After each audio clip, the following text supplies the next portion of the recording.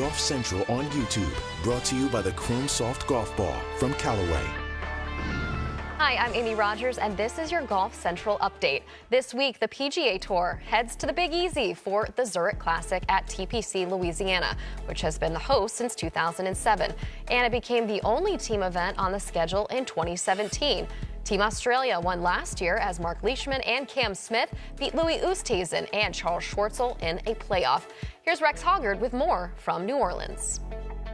Earlier this year at the WC Match Play, Billy Horschel talked about the idea that a lot of stock is put into that event when we're trying to predict success for either a player in a Ryder Cup or a President's Cup. He went the other way and said this week's event at the Zurich Classic is a better indication of possible success in a team event because you play all 4 rounds with a partner by your side. And on Tuesday, he had a chance to expand on that idea.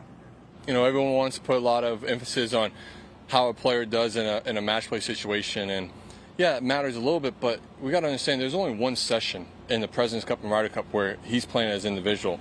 The other sessions are playing with a partner, whether it be 4-ball or foursomes. And I think, you know, and I haven't been privy to the conversations about who makes a team, who doesn't, but I think if I was a captain, I would look very hard at how guys play in an event like this, because an alternate shot format, how do they play with a partner? You know, how do they play with different partners? Have they played with different partners in this event before, and what kind of success have they have? So I think there's a lot of, I think you put more emphasis on a situation like this because how they handle an alternate shot and the type of partner they play with that leads to success is a big key.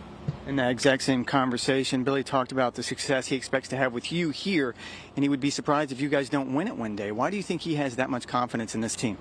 Well, I think for starters, our games complement each other well. I think, you know, like I said earlier, you know, it's nice knowing that Billy's, he's just a very consistent player. He hits the driver really straight. He's a great iron player, great putter, and so, you know, he's going to be in the hole 99% of the time, probably 100% of the time. And so it allows me to be freed up a little bit more and maybe go to a few more flags that maybe I wouldn't necessarily like normally. And so I think it's, you know, it just gives us more opportunities to make birdies, and at the end of the day, that's kind of the name of the game.